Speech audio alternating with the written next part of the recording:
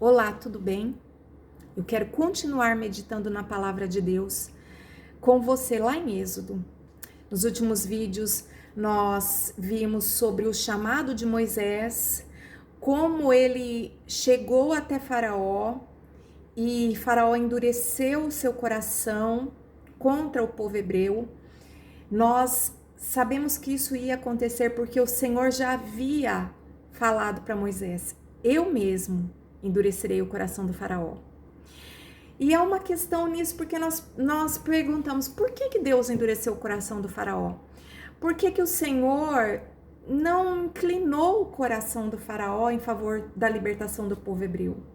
A Bíblia diz que o Senhor inclina o coração dos reis, mas na verdade ali o Senhor endureceu o coração de Faraó. Na verdade, o que estava acontecendo é que Deus queria executar juízo contra o Egito. O Egito, uma nação idólatra, ocultista, o berço do ocultismo, o berço da alta magia, o berço da bruxaria.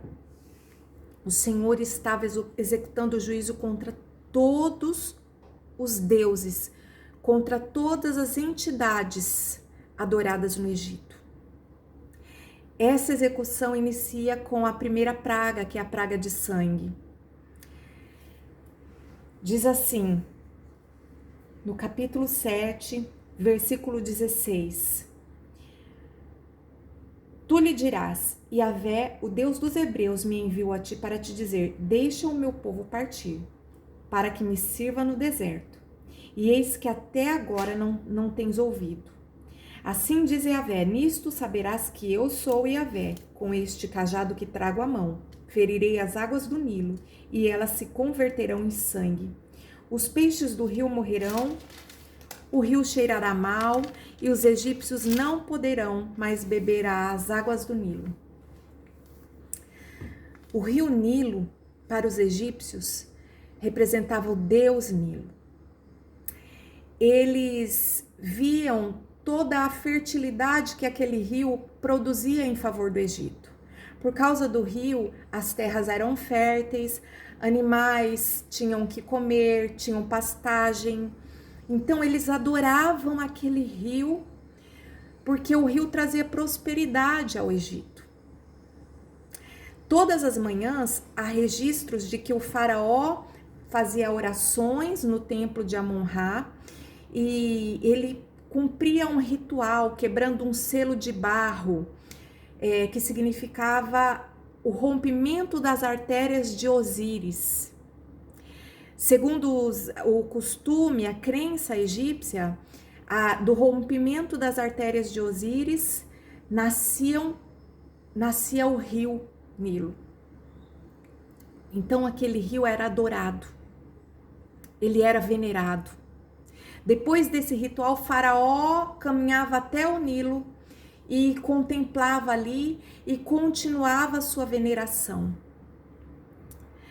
Então, o Senhor fala para Moisés, você vai de manhã até o Faraó, ele estará lá no rio Nilo. Você vai lá e você vai tocar com esse cajado as águas do Nilo e elas se tornarão sangue. E o povo egípcio não poderá mais utilizar aquela água. Os peixes morrerão, a água cheirará mal. Imagine a situação que se criou ali. Deus confrontando aquela entidade, Deus confrontando aquela crença dos egípcios, a adoração ao rio Nilo. Eu fico maravilhada com as histórias da Bíblia porque elas são muito mais interessantes que a maioria dos livros ou dos filmes que nós assistimos. Eu mergulho nas histórias e fico imaginando aquela situação. Faraó sendo confrontado no seu próprio culto de adoração. Deus se mostrando, Deus revelando aos egípcios, olha, isso aí que vocês adoram não vale nada, não pode fazer nada por vocês. Eu sou o único e verdadeiro Deus. Que história! Na verdade, nós observamos, o Senhor não está quebrando, numa queda de braço com Satanás. Não há uma luta entre o bem e o mal. A Bíblia nos fala que há sim uma luta entre a carne e o espírito.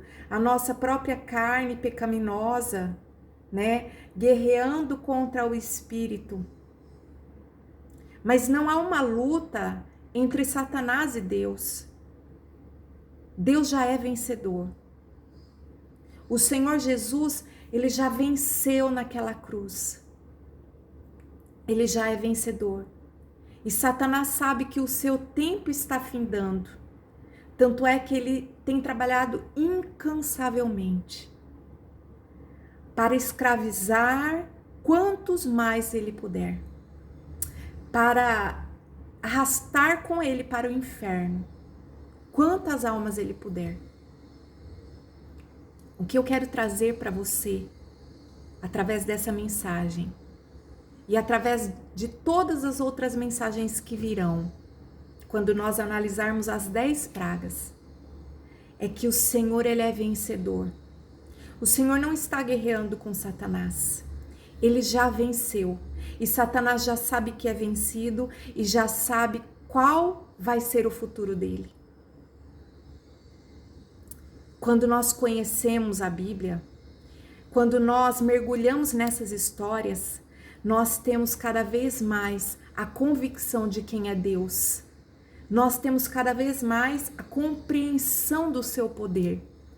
E nós podemos cada vez mais descansar nele. Saber que ele está no controle de todas as coisas. Aquela praga não foi uma queda de braço. Não foi uma guerra entre Deus e Satanás. Foi só a execução de um juízo. Assim como nós vemos nos dias de hoje. Deus executando o seu juízo.